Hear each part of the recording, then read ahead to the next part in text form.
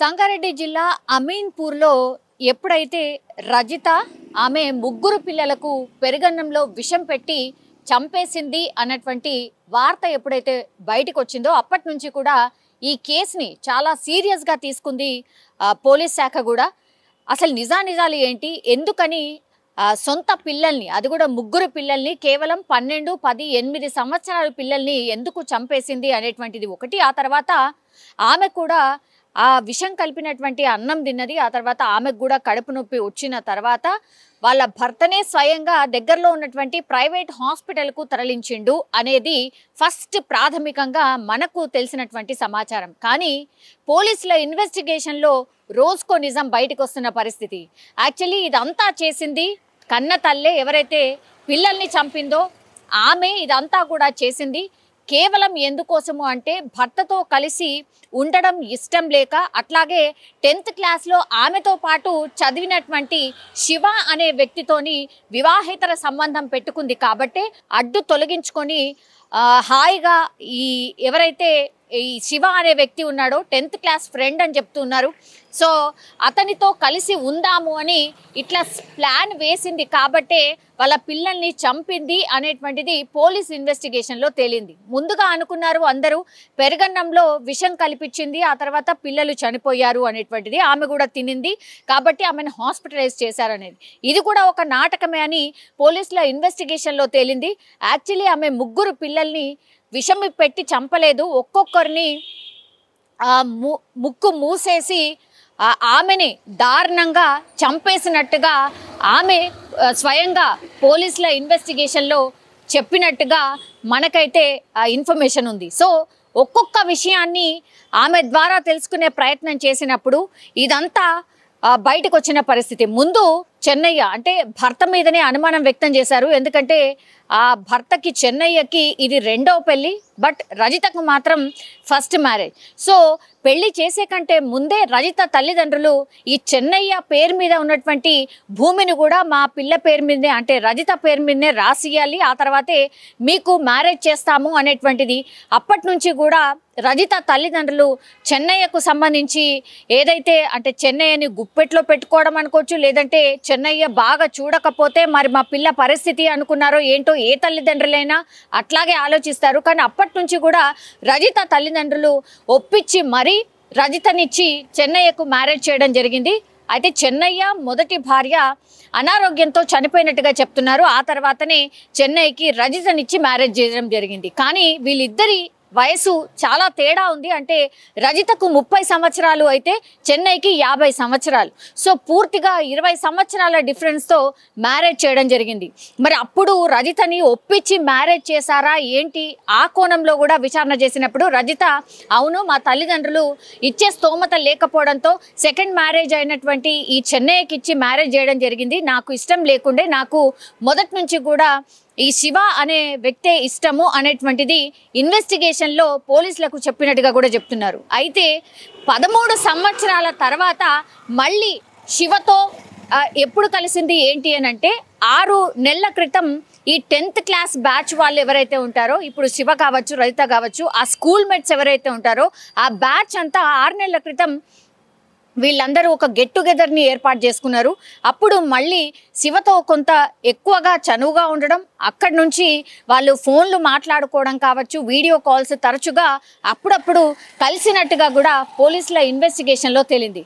So పూర్తిగా వీళ్ళిద్దరూ decide చేసుకొని ఇంకా నేను ఉండలేను, నా భర్తతో పాటు నేను ఉండలేను, నాకు ఇష్టం లేని పెళ్లి చేశారు కాబట్టి నేను నీతో పాటు వచ్చేస్తాను అని శివకు చెప్పడం, ఆ తర్వాత పిల్లల్ని చంపడానికి అడ్డు తొలగించుకోవడానికి వీళ్ళిద్దరూ ప్లాన్ చేసినట్టుగా పోలీసుల ఇన్వెస్టిగేషన్లో తేలింది. గత 2-3 సార్లు కూడా ఈ పిల్లల్ని ఎలా వదిలించుకోవాలి అనే ప్లాన్స్ కూడా వేసినట్టుగా కూడా పోలీసుల ఇన్వెస్టిగేషన్లో రజిత ఒప్పుకున్నట్టుగా చెప్తున్నారు. అంటే పిల్లల్ని చంపాలనే ప్లాన్ దాదాపుగా 6 నెలల ముందు నుంచే రజితకు ఉన్నట్టుగా చెప్తున్నారు. సో ఏ మాత్రం కూడా ఇష్టం లేని పెళ్లి చేసినట్టుగా రజిత పోలీసుల ముందు చెప్పినట్టుగా కూడా ప్రస్తుతం అయితే మనకున్నటువంటి ఇన్ఫర్మేషన్. సో శివ అట్లాగే రజిత ప్లాన్ ప్రకారమే పిల్లల్ని అడ్డు తొలగించుకున్న తర్వాత చెన్నైని కూడా అట్లనే అడ్డు తొలగించుకోవాలి అనుకున్నారు. అందులో భాగంగా ప్లాన్ కూడా వేసిండ్రు. కానీ ప్లాన్ ఎక్కడో బెడిసి కొట్టింది. ఆ తర్వాత ఇప్పుడు 3 పిల్లలు అయితే చనిపోయినరు. కానీ ఇప్పుడు చెన్నయ్య ఆ రోజు రాత్రి నైట్ డ్యూటీ ఉంటుంది కాబట్టి ఆయన ఎస్కేప్ అయినట్టే అనుకోవచ్చు. మరి ఆయనని ఎట్లా చంపాలనుకున్నారు ఏంటి అనేది తెలియదు. ఎందుకంటే ఈ 3 పిల్లల్ని మాత్రం పెరగన్నంలో విషం కలిపి పెట్టారు అనుకున్నారు. కానీ కాదు, ఆమె గొంతు నులిమి అంటున్నారు. లేదంటే ఈ ముక్కు మూసేసి 3 పిల్లల్ని కూడా రాత్రిపూట చెన్నయ్య ఎప్పుడైతే రాత్రి డ్యూటీకి ఆయన వాటర్ ట్యాంకర్ డ్యూటీ చేస్తూ ఉంటాడు కాబట్టి ఆ వాటర్ ట్యాంకర్కి సంబంధించిన నైట్ డ్యూటీ ఉండింది చెన్నయ్యకి. ఆ రోజు ప్లాన్ ప్రకారం 3 పిల్లల్ని చంపేసింది. ఆ తర్వాత కడుపు నొప్పి అని నాటకం ఆడింది రజిత. అందులో భాగంగా హాస్పిటల్ అయితే జాయిన్ అయింది. కానీ ఈ ప్లాన్ అంతా కూడా కరెక్ట్గా ఇంప్లిమెంట్ చేద్దాము అని అనుకున్నారు. అందులో సక్సెస్ అయ్యాము కూడా అనుకున్నారు. పూర్తిగా చెన్నై మీద తోసేసి హ్యాపీగా ఇంకా మనం కలిసి ఉండొచ్చు అని శివ ఇంకా రజిత ప్లాన్ చేసినట్టుగా పోలీసుల ఇన్వెస్టిగేషన్ అయితే తేలిన పరిస్థితి. ఇప్పుడు ఇదంతా బయటపడ్డ తర్వాత మరి పోలీసులు వాళ్ళ స్టైల్లో ఇన్వెస్టిగేషన్ చేస్తారు అన్న మాట తెలీదా? పోస్ట్ మార్టం చేసినప్పుడు ఇవన్నీ నిజాలు బయటకు వస్తాయని తెలీదా? అట్లాగే ఇప్పుడు రజిత ప్రవర్తనలో కూడా చెన్నైని విచారణ చేసినప్పుడు, అంటే రజిత భర్తను విచారణ చేసినప్పుడు రజిత బిహేవియర్లో కూడా చాలా మార్పులు వచ్చాయి.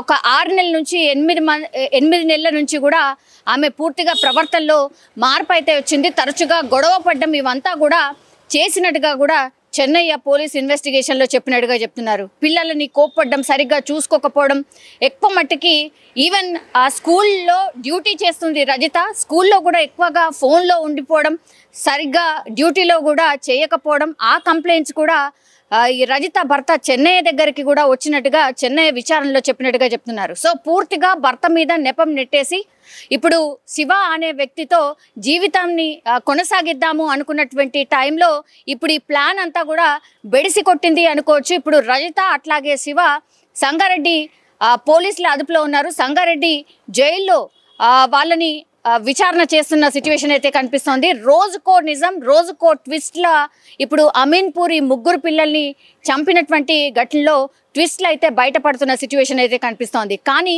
ఘోరాతి ఘోరం, అట్లాగే ఇంత దారుణంగా కన్న తల్లే 3 పిల్లల్ని చంపడం ఇప్పుడు ఇప్పుడు ఈ స్టోరీ తెలిసిన వాళ్ళు ఆర్ ఈ ఇన్సిడెంట్ తెలిసిన వాళ్ళు ఎవరైనా పూర్తిగా ఆమెను ఉరి తీయాల్సిందే, ఆమెను శిక్షించాల్సిందే, ఆమెను వదిలిపెట్టద్దు. ఇట్లా కూడా ఉంటారా సమాజంలో? అసలు ఏం జరుగుతోంది? ఇంత దారుణమైన సంఘటనలు ఎందుకు చేస్తున్నారు?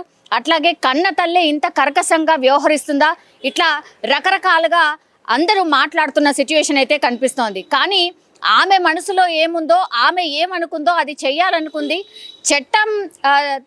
చట్టంలో భాగంగా, అంటే చట్టం తనని ఏం చేయలేదు ఆర్ ఇదంతా కూడా ఏం బయటపడదు, నా భర్త మీద పూర్తిగా